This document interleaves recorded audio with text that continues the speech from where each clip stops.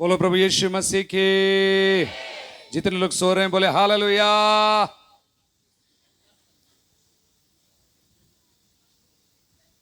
परमेश्वर पिता का मैं बहुत बहुत धन्यवाद देता हूं आज एक बार और आप सबके साथ। मुझे विश्वास नहीं हो रहा, कल रात को भी आया था, आज भी आ गया मैं इधर, है ना।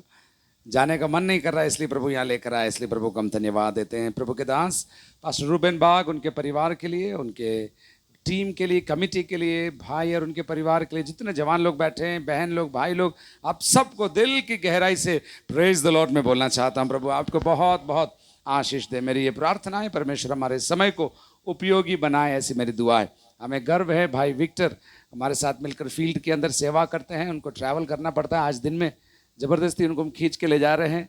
और हमारी यात्राओं के लिए भी आप प्रार्थना करना। हम कुछ 2-3 दिन के लिए बाहर जा रहे हैं सेवा के लिए। परमेश्वर अद्भुत काम उड़ीसा में ही नहीं, छत्तीसगढ़ के अंदर और पास के आंध्रा के अंदर, इस पूरे रीजन के अंदर अद्भुत काम करने जा रहा है, इसलिए प्रभु को हम धन्यवाद देते हैं। हालेलुया।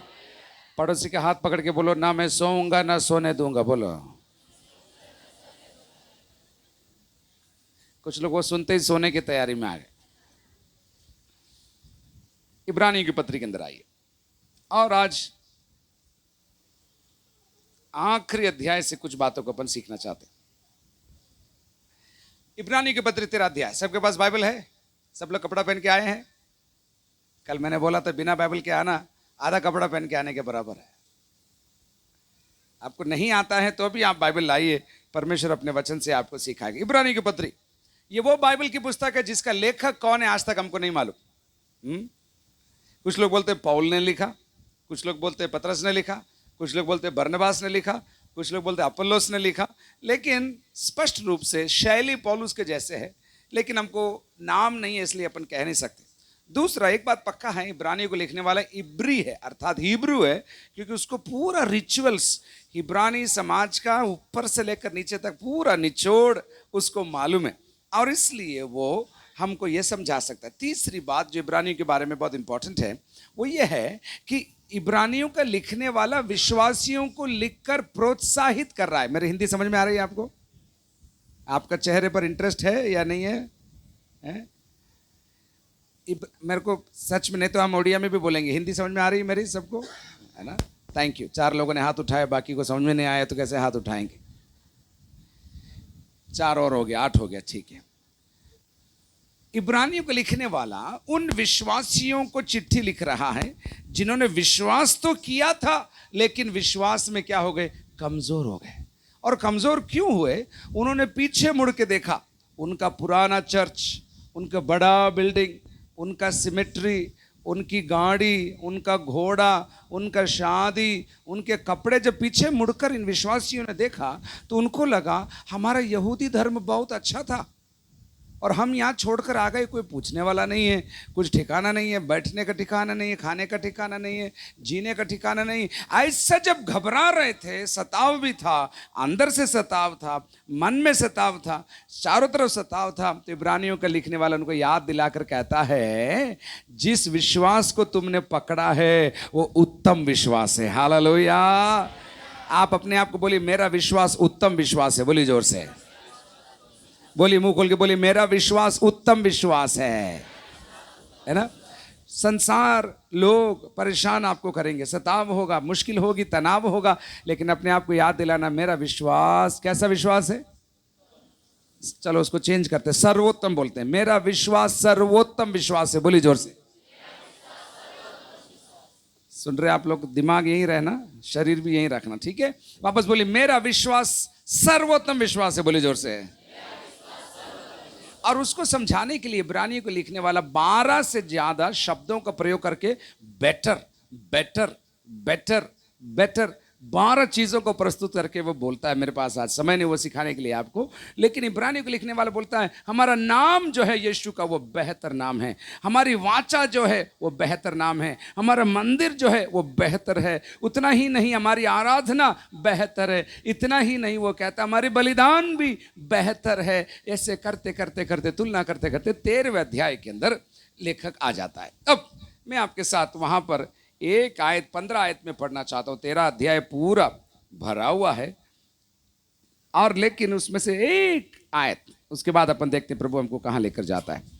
पवित्र आत्मा, हम आपका धन्यवाद देते हैं। वचन आपका है, लोग आपके हैं, कलीसिया आपकी है, मैं आपका हूँ। आप शक्ति दीजिए, आपके वचन के अंदर प्रकाश आप डालिए, हमारे मनों के अंदर वो प्रकाश घुसे और आपकी इच्छा और मर्जी पूरा हो जाए। यीशु मसीह के नाम से मांगते हैं, आमीन। 13 अध्याय की 15 आयत पढ़िए, उड़िया में पढ़िए, कोई भी माइक लेकर पढ़ो। 13 का 15 मैं ज़बरदस्ती पढ़वाऊंगा ताकि आपको सुनाई दे, समझ में आए, नहीं तो आप मूर्ति के जैसे बैठेंगे। हाँ पढ़िए। एणु आस ताहांको द्वारा आम्भेमाने ईश्वरंको उद्देश्यरे प्रशंसा रूप बलि अर्थात ताहांको नाम स्वीकारकारी अष्टाधरर फल नित्य उत्सर्ग करू। 16 भी पढ़ो, 16। परोपकार ओ दान करिबाकू पासर नाही, कारण एहिपरि बलिरे ईश्वरंकर परम संतोष। आज सुबह हम लोग सच्ची आराधना के बारे में सीखने जा रहे हैं, सच्ची आराधना। और मैंने आपको बताया इब्रानी लोगों की आराधना की शैली बहुत बड़ी थी। मंदिर था, बाहरी आंगन था, उसके बाद पवित्र स्थान, अति पवित्र स्थान था, अति पवित्र स्थान था, याजक थे, बलिवेदी थी, बहुत कुछ धुआं था। लेकिन इब्रानी को लिखने वाला आज के और मेरे आपको विश्वासियों को सिखाना चाहता है सच्ची आराधना क्या है और कैसे करना है। मैं आपको आज, कई बार हम सोचते हैं गाना गाना आराधना है, गलत। गाना गाना आपको आराधना करने में हेल्प करता है। कितने लोग यहां पर आते समय सीढ़ी पर चढ़े? सीढ़ी जानते हैं आप लोग? सीढ़ी हाथ दिखाओ ना मेरे को थोड़ा। हाँ, सीढ़ी देखा है आपने? इस कमरे में आने के लिए कितने लोगों ने सीढ़ी इस्तेमाल किया? उड़ के तो नहीं आया कोई। सीढ़ी मैं आपको जाके बताता हूं। आपको इस हॉल के अंदर आना है तो आपको सीढ़ी चढ़ना पड़ेगा, लेकिन सीढ़ी चढ़ा इसका मतलब यह नहीं आप हॉल के अंदर आ गया। मैं यहीं खड़ा हूं तो मैं चर्च के अंदर हूं कि बाहर हूं? आप बोलिए, जोर से बोलिए, चर्च के अंदर हूं कि बाहर हूं? गाना भी ऐसा ही है। आप 12 गाना गा सकते हैं, लेकिन गाना सीढ़ी के समान है। सीढ़ी में ही खड़े हैं, गाना गा के हम घर चले जाएंगे। लेकिन आराधना मतलब गाने के शब्दों को समझकर, जो गाने के बोल है उसको समझकर, मेरी भावनाओं को डालकर एक बलिदान के रूप में प्रभु को चढ़ाना आराधना है। बोलिए हालेलुया।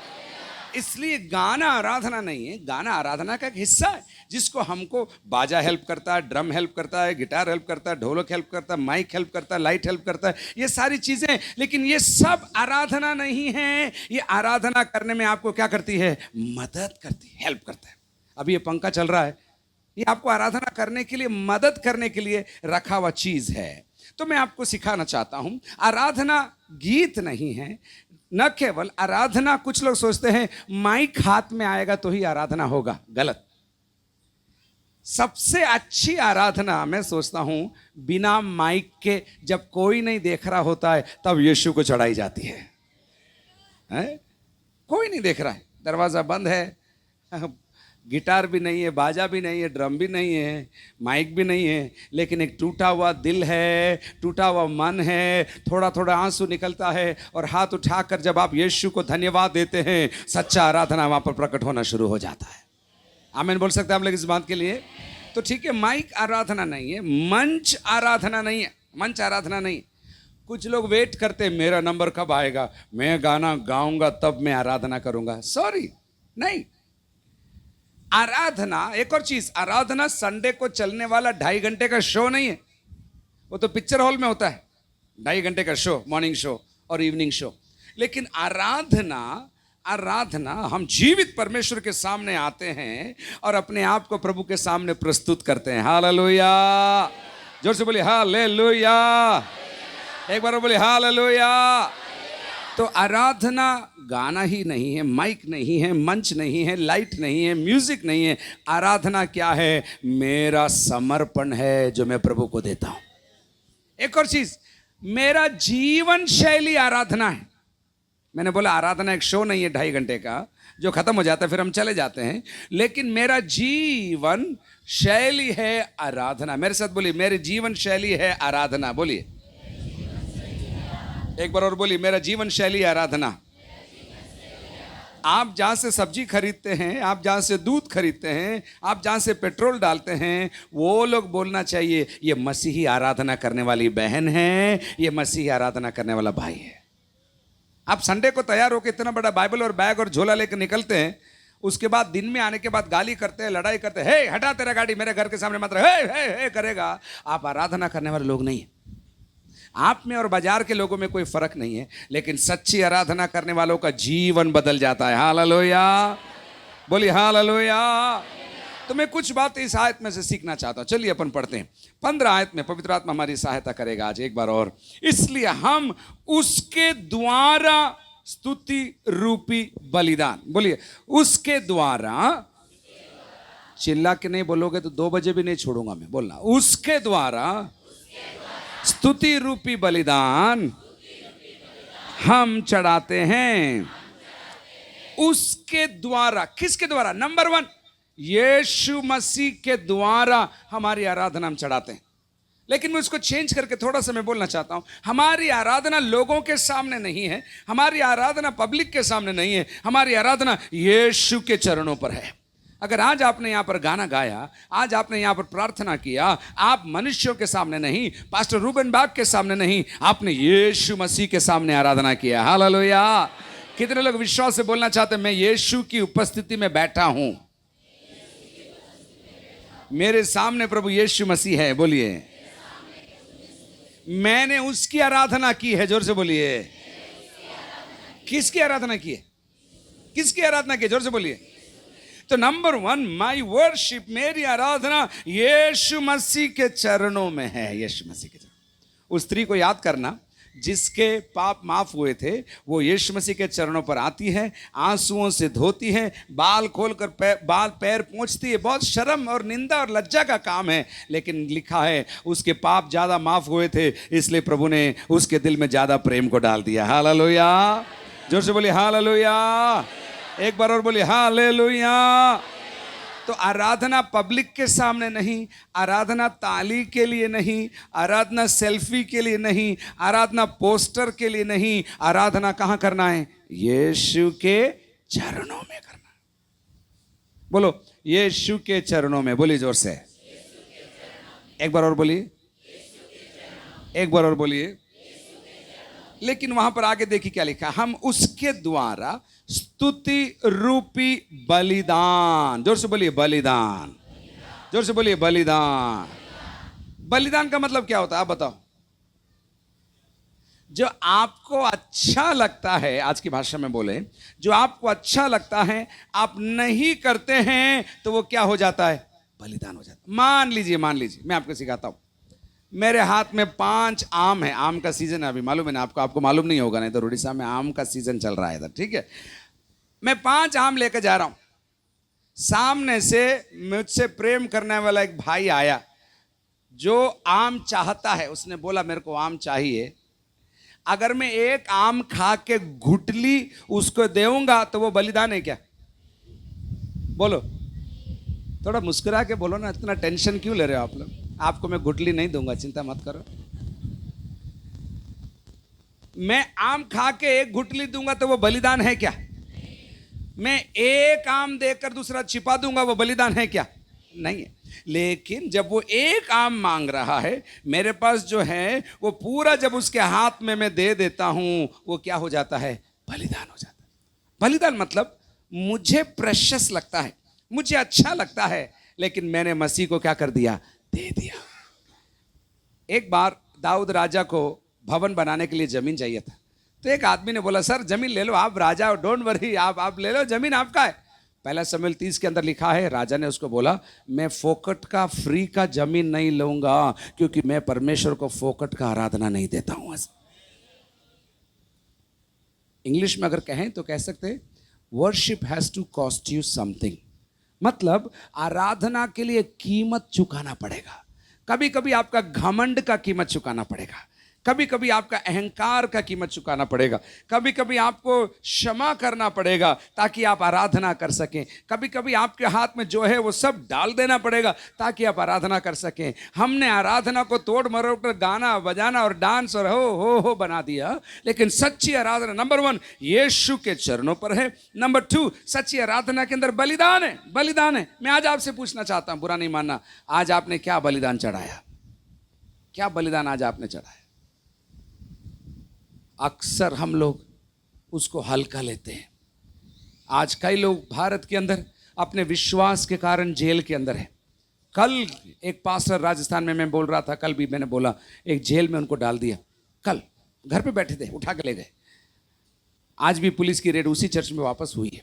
11 लोग दूसरे लोग हैं। यूपी में 200 लोग जेल के अंदर है। मेरे प्रियो, मैं आपको समझाना चाहता हूं, वो बलिदान कर रहे हैं। कई लोग बाइबल लेके घूम नहीं सकते। आपके उड़ीसा में, कोरापुट में होंगे, विरोध के कारण, सताव के कारण कई लोग इस चर्च में नहीं आ सकते। क्यों? क्योंकि उनके ऊपर दबाव है, बलिदान है, हत्या का आरोप लगा हुआ है। उसके बीच में जो आराधना करते हैं वे लोग क्या कर रहे हैं? जोर से बोलिए, क्या कर रहे हैं वो लोग?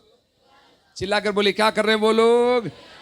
तो नंबर 1, कहां आराधना करना है? यीशु के चरणों में। नंबर 2, कैसा आराधना करना है? बलिदान युक्त। चुभना चाहिए। ये लोकल भाषा में बोल रहा हूं। अगर आपको ही नहीं चुभ रहा है तो वो आराधना नहीं है। 10 बजे की मीटिंग के लिए 10:30 पौने 11 आना वो बलिदान नहीं है, वो कन्वीनियंस है। मर्जी होगा तो आऊंगी, लेट होगा तो भी चलेगा। पास्टर रूबेन वो तो बोलते रहते हैं, मेरी मर्जी से मैं आऊंगा क्योंकि मैं तो पैसा डालता हूं ना।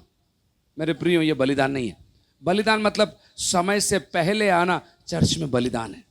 10 बजे की आराधना के लिए 10 पर नहीं, 10 में 10 कम पर आकर चेयर जमाना बलिदान है। मीटिंग के बाद सफाई करना बलिदान है। बलिदान मतलब लोगों को घर किसी को छोड़ना बलिदान है। आप किसी को बैठा कर किसी के घर जाकर विजिट करके प्रेयर करके आ रहे हैं, वो बलिदान है।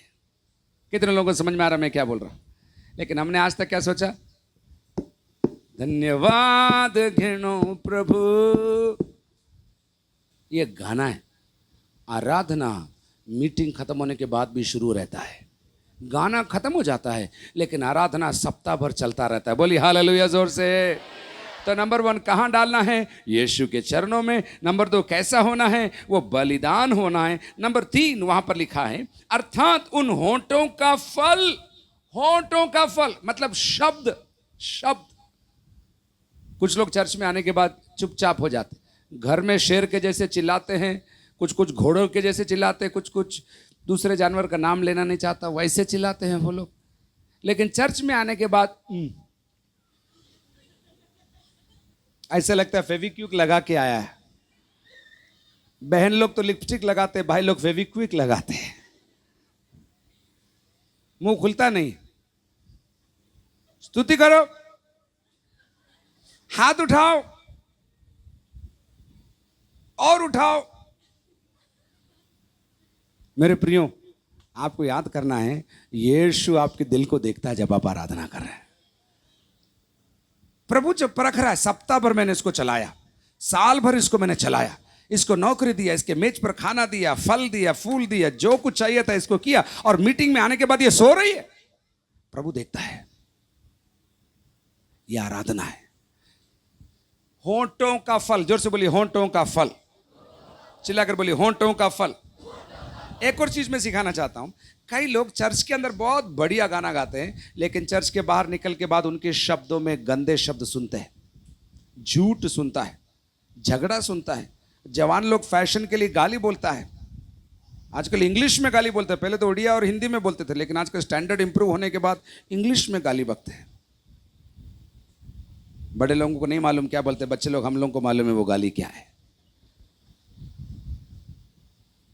स्टैंडर्ड बढ़ गया। मेरे प्रियो, जैसा हम चर्च के अंदर हैं वैसे ही हम घर के अंदर भी होना चाहिए। कुछ लोग स्वर्ग में, कुछ लोग चर्च में स्वर्गदूत और घर में नरक भूत। यहां ऐसा वैरायटी नहीं है ना कोरापुट में पास्टर साहब? नहीं है ना? देखने से लगता नहीं है। लेकिन मैं आपको सिखाना चाहता हूं। बोलिए, मेरे होंठों का शब्द बहुत इंपॉर्टेंट है। बोलिए जोर से, एक बार और बोलिए जोर से। कभी कभी गुस्से में आके मम्मी लोग अपन बच्चों को क्या बोलते हैं? गधा। हम भूल जाते किसका बच्चा है वो। कभी कभी हम बोलते तू कभी नहीं सुधरेगा। ये सब शब्द आराधना के शब्द नहीं है। निराशा के अंदर भी उठाने वाले, समृद्ध करने वाले, बनाने वाले शब्द मुझे और आपको प्रभु ने दिया है। हालेलुया, जोर से बोलिए। तो होंठों का फल आराधना है। Words are important. आप कौन से शब्द का इस्तेमाल करते हैं? कुछ लोग तो हमेशा नकारात्मक बोलते, नेगेटिव बोलते। कुछ अच्छा हो रहा होगा उनके जीवन में तो भी बोलेंगे। एक कार कोई मिल रहा है तो भी बोलते हैं आपको कार मिला, नहीं नहीं रे, उसको तो बड़ा कार मिला, हमको तो छोटा कार मिला। अरे तू बेकार था, अभी कार वाला हो गया तो सोच तो सही तू। नहीं नहीं नहीं, हमको नहीं मिला। हमेशा उनकी लाइफ में क्या है? शिकायत है। पड़ोसी को पूछो शिकायत तो नहीं करते हो, पूछो। अरे बोलो ना, पास वाले को बोलो शिकायत तो नहीं करते हो, पूछो। आपके विश्वासी लोग बहुत अच्छे, आपस में बात नहीं करते, एकदम बढ़िया है, बढ़िया ट्रेनिंग है पादी साहब। उनको डर लगता पास वाला कहीं काट लेगा तो। जो शिकायत करता है वो स्तुति नहीं कर सकता, लेकिन जो स्तुति करता है वो शिकायत नहीं कर सकता है। हालेलुया। इसलिए हर समय निरंतर, पहला तिस्सलुनी के अंदर लिखा है, निरंतर प्रार्थना करते रहो, निरंतर स्तुति रूपी बलिदान चढ़ाते रहो। जितना धन्यवाद चढ़ाओगे उतना शिकायत करने का अवसर आपको कम नहीं मिलेगा। तो पहली बात, आराधना कहाँ चढ़ाना है? यीशु के चरणों में। नंबर 2, कैसा होना चाहिए? बलिदान होना चाहिए, एक कीमत चुकाना है। नंबर 3, कैसा होना चाहिए? होंठों का फल होना चाहिए, अर्थात अच्छे शब्द होना चाहिए। नंबर 4, देखिए उसी, आपने बाइबल खोला नहीं, आप मेरे को देख रहे हो, मेरे को मत देखो। नंबर 4 उधर लिखा है, उसके नाम का अंगीकार। आराधना में यीशु के नाम का अंगीकार होना चाहिए। हर गाने में यीशु के नाम का अंगीकार होना चाहिए। आजकल हमें बहुत दुख है, कभी कभी ये मसीही गानों को सुनने से लगता है पिक्चर का गाना है। मैं तुझसे प्यार करता हूँ, चर्च में गा रहे लेकिन मालूम नहीं पड़ता किसको प्यार करता है ये कर। मैं तुझसे प्यार। मेरे प्रियो, जानबूझकर अपने मुंह से यीशु का नाम लेना। यीशु, अगर प्यार का गाना तो बोल रहे यीशु मैं तुझसे प्यार करता। जब आप यीशु का नाम लेंगे आप अंगीकार कर रहे हैं वो मेरा प्रभु है, वो मेरा हीरो है, वो मेरा सब कुछ है। बोले हालेलुया। किसी को बोलना मत ये चर्च है ना, ये चर्च है ना, यीशु पर बना हुआ है। नंबर 2, ये चर्च यीशु के लिए बना हुआ है। और नंबर 3, ये चर्च यीशु की महिमा के कारण बना हुआ है। ताली बजा के प्रभु को धन्यवाद दीजिए, बोलिए हालेलुया। वचन अगर आप सीखेंगे, नींव भी यीशु है, सिरे का पत्थर भी यीशु है, कारण भी यीशु है, बलिदान भी यीशु है, सब कुछ यीशु इस कलीसिया के अंदर है। इसलिए उसका अंगीकार हमारे मुंह से करते रहना है। बोले हालेलुया। अगर एक जन किसी को कलीसिया में उठाना है, उस जन का नाम है प्रभु यीशु मसीह। अगर किसी की महिमा गाना है यीशु मसीह का, किसी का तारीफ गाना है यीशु मसीह का, हर गीत में, हर गवाही में, हर संदेश में यीशु का अंगीकार करना है। बोले हालेलुया। जो अंगीकार शब्द है वो प्रभु शब्द से भी जुड़ा हुआ। यीशु ही प्रभु है। बोलिए जोर से, एक बार और बोलिए। मैं आपको समझाता हूं। 4 अर्थ है प्रभु। प्रभु मतलब ओनर, मालिक, ठीक है। नंबर 2, प्रभु मतलब निर्देशक, निर्देश देने वाला, डायरेक्ट करने वाला। ओनर यीशु है, डायरेक्ट करने वाला या निर्देश देने वाला यीशु है। नंबर 3, महिमा लेने वाला भी प्रभु है, अर्थात यीशु है। इन सारी बातों में यीशु को महिमा मिलना चाहिए। बोले हालेलुया जोर से। तो बोले यीशु ही प्रभु है, जोर से बोलिए। पुराने समय पर, मालूम है आपको, मैं इतिहास से भी बात बताना चाहता हूं। उस समय पर लोग सीजर, राजा का नाम लेकर बोलते थे कैसर ही प्रभु है, और जो कैसर को प्रभु नहीं बोलते थे उनका सर काट देते थे। इसलिए जब कलीसिया के अंदर बोलने लगे यीशु ही प्रभु है तो विरोध खड़ा हो गया और इनको पकड़ के कैसर के सामने ले जाया गया। उनसे पूछा जाता था, पूछो प्रभु कौन है? तो सच्चे विश्वासी बोलते थे यीशु ही प्रभु है, और उनका सिर काट दिया जाता था। आप भी क्या बोलने के लिए तैयार हैं क्या? या भाग जाएंगे? या कैसे उस जानवर के समान रंग बदल देंगे आप? लेकिन आपको मेरे को सीखना है होंठों का फल, अर्थात उसके नाम का अंगीकार करना है। जोर से बोलिए, अंगीकार करना है। फिर उसके बाद देखिए क्या लिखा है, परमेश्वर को सर्वदा चढ़ाया करे। सर्वदा, सर्वदा मतलब एवरी टाइम, ऑलवेज, हर समय धन्यवाद करना है। बोलो हर समय धन्यवाद करना है। एक बार और बोले हर समय धन्यवाद करना है। एक बार और बोले हर समय धन्यवाद करना है। बीमारी में धन्यवाद करना है, बोली जोर से, जल्दी जल्दी बोली। बीमारी में धन्यवाद करना है, निराशा में भी धन्यवाद करना है, कर्जे में भी धन्यवाद करना है, दुख रहा है तो भी धन्यवाद करना है, नहीं दुख रहा है तो भी धन्यवाद करना है। बोलो बोलो, जेब में है तो भी धन्यवाद करना है, जेब खाली है तो भी क्या करना है? ताली बजा के जोरदार धन्यवाद करिए। सर्वदा, हर समय। अपन लोग चर्च में गवाही कब देते हैं? मेरे बेटे का नौकरी लग गया, मैं प्रभु को धन्यवाद देती हूं। लेकिन कुछ लोग ऐसे विश्वास करने वाले चाहिए, मेरे बेटे का नौकरी नहीं लगा तब भी मैं प्रभु का धन्यवाद करती हूं। ऐसी गवाही स्वर्ग को हिला देती है। ऐसी गवाही का ध्यान प्रभु के सिंहासन के पास पहुंच जाता है, क्योंकि वो कहते हैं ये मेरे बच्चे हैं, मेरे कहे हुए को पूरा कर रहे हैं। हालेलुया, जोर से बोलिए।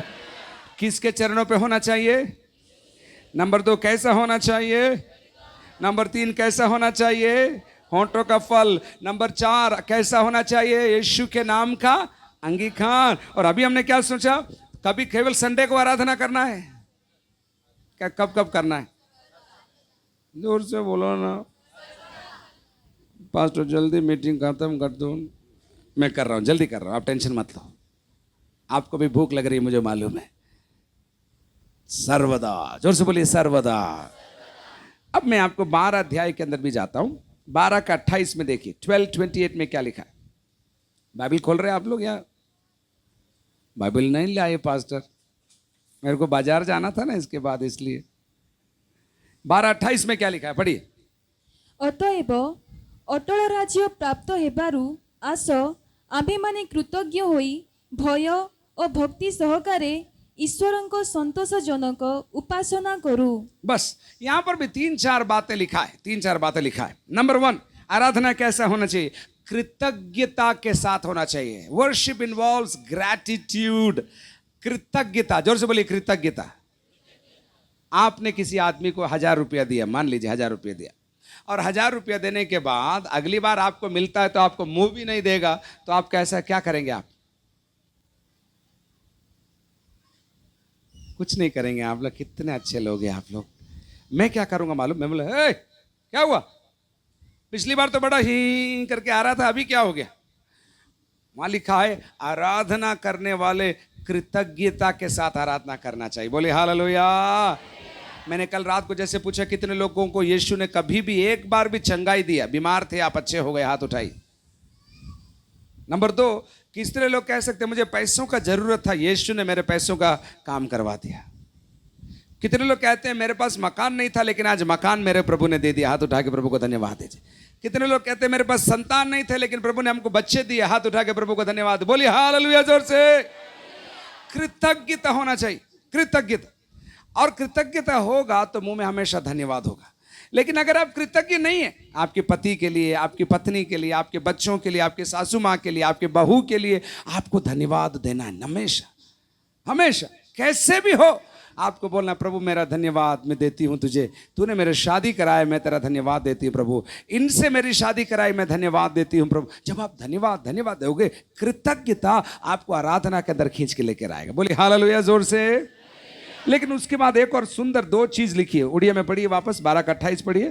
कृतज्ञता रे, हाँ, आम्भेमाने कृतज्ञ होई भय और भक्ति सहकारे। बस बस, भय और भक्ति सहकारे। भय और भक्ति, जोर से बोलिए भय और भक्ति।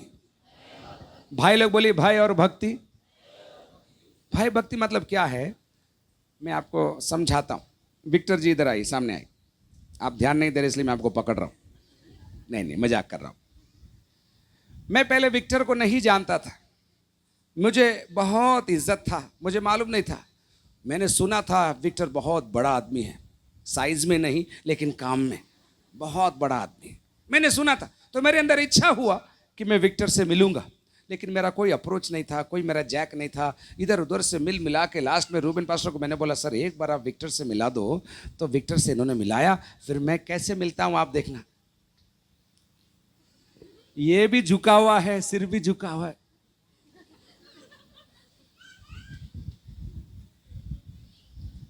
बहुत आदर के साथ हम मिलते हैं। लेकिन 5 बार विक्टर से मिलने के बाद ये एंगल थोड़ा बदल जाता है, ऐसा हो जाता है। फिर 10 बार मिलने के बाद ये भी हट जाता है। 25 बार मिलने के बाद विक्टर बदला क्या? कौन बदला? हम इतना करीब आ गया कि हमने विक्टर का वो पुराना जो महिमा हमारे दिल में था उसको क्या कर दिया? खत्म कर दिया। हम यीशु के साथ भी ऐसा ही करते हैं। हम बहुत यीशु, जब हम यहां दुख रहा था, यहां दुख रहा था, यहां दुख रहा था, यीशु यीशु यीशु आप कर दो, मैं 11 रुपया डालूंगी यीशु, उसके साथ नारियल भी डाल दूंगी यीशु। बहुत भक्ति था। लेकिन जैसे जैसे हमारा काम होता गया, जैसे जैसे एक के बाद एक हमारे प्रार्थना का जवाब मिलता गया, हम यीशु के पास आते गए। पहले तो मीटिंग शुरू होने से पहले आके बैठ जाते थे। आपकी बात नहीं कर रहा हूं मैं तो सुना बेटा की बात कर रहा हूं, कोई बात नहीं। अभी क्या है, इतना यीशु को हम जानते हैं कि लेट आने से भी हमको लगता है यीशु मान जाएगा। हम लोग इतना है ना, हमारा क्लोज हो गया, हम यीशु के साथ बहुत क्लोज हो गया। और यीशु को थोड़ा बुरा लगेगा तो हम 100 रुपया ज्यादा डाल देगा तो यीशु खुश हो जाए, खुश हो। एक और 0 डाल दिया उसने। आओ बेटा आओ, कोई बात, 1 घंटे के बाद भी आओ आओ आओ, कोई बात। बोलो, समझ में नहीं आ रहा है? बोलो क्या हुआ? जितना आपने आराधना किया उतना आपका भय और भक्ति क्या हो गया? कम हो गया। क्या हो गया? जोर से बोलिए, जोर से बोलिए, क्या हो गया? जोर से बोलिए, क्या हो गया? उल्टा होना चाहिए था। जितना चमत्कार मिलता है, जितना आशीष मिलता है, जितना प्रार्थना का जवाब मिलता है, उसके कारण आपको और प्रभु के पास आना चाहिए था, और प्रभु के चरणों पर बैठना था, और प्रभु को बोलना था, प्रभु आपने इतना अच्छा अच्छा काम मेरे लिए किया, थैंक यू सो मच। मैं लेट नहीं जाऊंगी चर्च में प्रभु, मैं पहले जाकर बैठूंगी। ओ प्रभु, मेरे पास पैसा नहीं है लेकिन मैं हॉल को पूरा साफ कर दूंगी प्रभु। मेरे पास कुछ नहीं प्रभु, लेकिन मैं तेरे लोगों के लिए प्रार्थना करूंगा। आपके अंदर भय और भक्ति होना चाहिए। दुख है मुझे इस बात के लिए, मैं सीरियसली कहता हूं, चर्च के अंदर लोगों का भय और भक्ति कम होता जा रहा है। मुझे शर्म नहीं है बोलने के लिए, कैथोलिक चर्च में ज्यादा भय और भक्ति है, पेंटिकॉस्टल चर्च में नहीं है।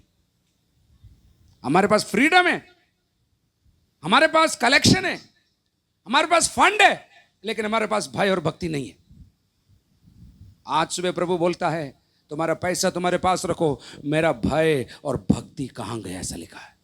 मलाकी की पुस्तक के अंदर मैं एक आयत आपको बताता हूं, बैठी विक्टर, एक आयत प्रभु याद दिला, वहां पर लिखा है, तुम मुझे पिता पिता कहते हो लेकिन मेरा सम्मान नहीं करते तुम। कभी पढ़ा आपने वो आयत? 1:6 में लिखा है, मलाकी 1:6, पेज नंबर भी बता देता हूं, 1108 हिंदी में। पुत्र पिता का और दास स्वामी का आदर करता है। यदि मैं पिता हूं तो मेरा, पढ़िए मलाकी 1:6 उड़िया में पढ़िए। पुत्र अपना पिता को ଓ ଦାସ ଆପଣା ମୁନିବକୁ ସମାଦର କରେ, ମାତ୍ର ଆମ୍ଭେ ଯେବେ ପିତା ଅଟୁ ତେବେ ଆମ୍ଭର ସମାଦର କାହିଁ? ଓ ଆମ୍ଭେ ଯେବେ ମୁନିବ ଅଟୁ ତେବେ ଆମ୍ଭ ପ୍ରତି ଭୟ କାହିଁ? मैं पिता हूं लेकिन मेरा आदर नहीं है, मैं स्वामी हूं लेकिन मेरा भय नहीं है। भय नहीं, खुदा का भय होगा ना तो हमारा पहनने का तरीका बदल जाएगा। खुदा का भय होगा, हमारा देने का तरीका बदल जाएगा। खुदा का भय होगा, हम मीटिंग में बैठकर व्हाट्सएप चेक नहीं करेंगे। खुदा का भय होगा, हम फेसबुक नहीं देखेंगे मीटिंग के बैठ के अंदर। खुदा का भय होगा, हम प्रभु की आराधना आंसुओं के साथ करेंगे। लेकिन जितना आशीष मिला उतना हमारा भय कम होता जा रहा है। ये दुख है मेरे को। मेरे उदयपुर मंडली में एक कहानी, मेरे को यह सच्ची घटना मैं आपको बोलना चाहता। एक बहन मेरे हमारे चर्च में थी, मेरा चर्च नहीं, यीशु का चर्च है वो, लेकिन हमारे चर्च में बहुत रोती थी, पीछे बैठकर लास्ट में बहुत रोती। हर संडे उसको देखकर मेरा दिल टूट जाता था। मैं बोलता, प्रभु इसके लिए कुछ करो, प्रभु इसके लिए कुछ करो। आराधना शुरू होने से पहले हाथ उठाकर बाल्टी भर भर कर रोती थी, रोती थी, रोती थी, रोती थी। एक दिन परमेश्वर ने उसके लिए चमत्कार कर दिया। उसके प्रार्थना का जवाब आ गया, उसको मकान मिल गया, उसके दोनों बच्चों का शादी हो गया। उसके बाद 4-5 संडे के बाद देखा तो उसका हाथ अभी उठ रहा नहीं है, अभी हाथ नीचे है उसका। थोड़े दिन के बाद मैंने देखा सब आराधना करने उठ रहे, वो बैठी हुई है। तब मेरे दिल में मैंने पूछा, प्रभु ये क्या हुआ? उस बहन का आंसू कहाँ गया? तो मेरे को प्रभु ने क्या बोला मालूम, कभी कभी मैं जब आशीष देता हूं लोगों को, उनका मन मेरे से हट जाता है। मेरे प्रियो, मैं विश्वास करता हूं आपको समझ में आ रहा है मैं क्या बोल रहा हूं। प्रार्थना का जवाब अच्छा है, लेकिन प्रार्थना का जवाब हमको प्रभु के पास लेकर जाना चाहिए, प्रभु से दूर लेकर नहीं जाना चाहिए। प्रार्थना का जवाब मिलने के बाद एक बार नवापुर कन्वेंशन में भी ऐसा ही हुआ। नवापुर कन्वेंशन से पहले 2 साल पहले की बात है, खूब उपवास प्रार्थना किया, जम के आपके जैसे हमने भी बहुत उपवास प्रार्थना की। प्रभु ने बहुत आशीष दिया, बहुत आशीष दिया। और जब मैं गाड़ी चलाकर उदयपुर जा रहा था मीटिंग के बाद, गाड़ी चलाते चलाते प्रभु की आत्मा ने मेरे से पूछा, कैसा था कन्वेंशन? मैंने बोला बढ़िया कन्वेंशन था। प्रभु ने पूछा और क्या क्या हुआ? मैं बोला प्रभु लोग आए, आशीष आए, क्या वचन था, क्या आराधना था, क्या मौसम था, मजा आ गया। चलाता जा रहा हूँ, चलाता जा रहा हूँ, चलाता जा रहा हूँ। फिर प्रभु ने मेरे को पूछा हो गया? मैंने बोला हो गया। तब मैंने समझ लिया प्रभु कुछ पूछना चाहता है मेरे से। मैंने बोला प्रभु आप बोलो क्या बोलना चाहते हैं। तो कुछ नहीं बोला प्रभु ने। मैं भी 70-80 में चला रहा था गाड़ी चला मैंने बोला प्रभु आप बोलो, कुछ आप बोलना चाहते हो। तो प्रभु ने क्या बोला मालूम, जितना उपवास तुमने पहले किया उसका आधा भी तुम अगर धन्यवाद दोगे तो ज्यादा अच्छा होगा, बोला प्रभु ने। मैं डर गया, मैं रोने लग गया। मैंने बोला प्रभु व्हाट इज दिस, क्या है? हम लोग कभी कभी सोचते हैं ना, हम इतना बहुत सेवा किया, प्रभु एक बलून में छोटा सा ऑलपिन लगा लेता है, हवा निकल जाता पूरा। जब हम सोच रहे थे बड़ा काम किया, प्रभु ने बोला जितना दुआ किया उसका आधा भी अगर धन्यवाद देगा तो तू सही है, तू सच्चा विश्वासी कर। मैं रोकर उदयपुर आकर मैंने मंडली को, हमारे लोगों को मैंने बोला भाइयों वापस आओ, जो जो दुआ कर रहे थे मेरे साथ, उपवास कर रहे थे, मैंने बोला आओ कम से कम 7 दिन धन्यवाद हमको देना है। अगर महीना भर दुआ किया तो 7 दिन धन्यवाद देना है, क्योंकि प्रभु ने हमारे काम को पूरा कर दिया। ताली बजा के समझ रहे हैं तो प्रभु को धन्यवाद दीजिए। बढ़िया बढ़िया बढ़िया, ताली बजा के प्रभु को धन्यवाद दीजिए।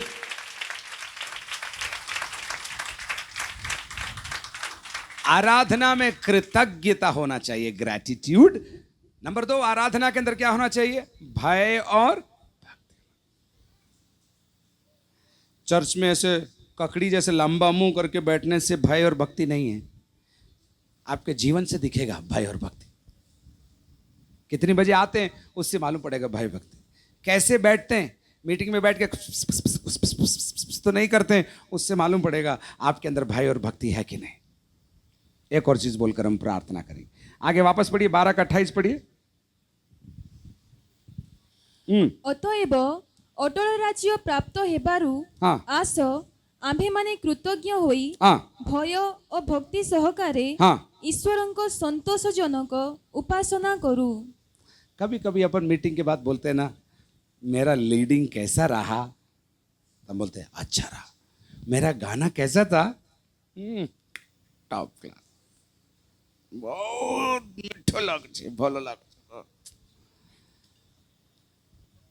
लेकिन आराधना में किसको प्रसन्न होना है मालूम? वहां क्या लिखा है कि क्या लिखा है? ଈଶ୍ୱରଙ୍କ ସନ୍ତୋଷଜନକ ଉପାସନା କରୁ। हालेलुया।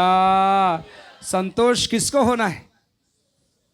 कभी कभी उन मीटिंग जाते समय, घर में जाते समय, कार में बोलते हैं ना आज का आराधना अच्छा नहीं था। आप यीशु मसीह थोड़े ना है क्या? आपके लिए हम आराधना थोड़ी ना कर रहे थे। ये लाइन किसको बोलना है? परमेश्वर को बोलना चाहिए। आज कोरापुट के मंडली के अंदर अच्छा आराधना हुआ। हमारी आराधना से प्रसन्न कौन होना है? कभी कभी नया नया गाना गाते हैं तो बुजुर्ग लोग परेशान हो जाती है, जवान लोग, बच्चे लोग नया नया गाना गाते हैं, हम गा भी नहीं सकते, ताल भी इनका लगे, पता नहीं लगते। लेकिन जब पुराने लोग पुराना गीत गाते हो, जवान लोग अच्छा नहीं लगता, अरे क्या पुराना पुराना धीरे धीरे धीरे वाला गाते रहते हो पापा मम्मी आप। गाना कोई सा भी हो, राग कोई सा भी हो, कोई भी गा रहा हो, प्रसन्न कौन होना चाहिए? चिल्लाकर बोलिए प्रसन्न कौन होना चाहिए? एक बार बोलिए प्रसन्न कौन होना चाहिए? अब मैं आपसे पूछता हूं, आज जब आप घर जाओगे, च्युइंगम मुंह में डाल बेटा, हाँ, आज जब आप घर जाओगे तो मेरे आगे देखो, आज जब आप घर जाओगे तो आप अपने आप से पूछना मैं खुश हुआ या यीशु खुश हुआ? पूछना मैं खुश हुआ, यीशु खुश हुआ। क्योंकि हमारी आराधना में संतोष किसको होना चाहिए? यीशु मसीह को होना चाहिए। मेरे साथ हाथ उठा के बोलिए, आज की आराधना में बोलिए यीशु प्रसन्न होना चाहिए। एक बार बोलिए, आज की आराधना में मेरे यीशु को महिमा मिलनी चाहिए। तो कितनी बात सीखा? कम से कम 5-7 बात सीख ले। मैं सोच रहा, मैंने गिनना नहीं। पहला हमने क्या बोला? 13 अध्याय की 15 आयत में से पहला क्या बोला? यीशु के चरणों में चढ़ाना। नंबर 2 क्या बोला हमने? बलिदान होना जरूरी है। नंबर 3 हमने क्या बोला? हमारे शब्दों का हमको ध्यान देना है। नंबर 4 हमने क्या बोला? है अंगीकार, यीशु के नाम का अंगीकार हर समय करना है। कोई आपको आके बोले, पास्टर रूबिन क्या गाना गाया, क्या प्रचार किया, तो आपको ऐसे नहीं बोलना ये तो हमारा गिफ्ट है।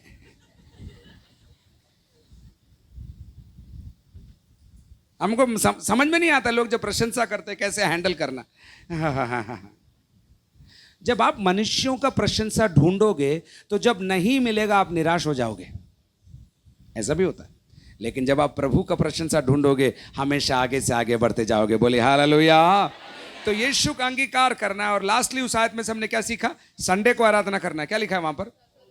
सर्वदा आराधना करना है। उसके बाद 12 अध्याय के अंदर हमने देखा हमको कृतज्ञता के साथ आराधना करना है, भय और भक्ति के साथ आराधना करना है। लेकिन सबसे बढ़कर उस आयत में से भी हमने सीखा, क्या सीखा? आराधना के अंदर हमको क्या होना चाहिए?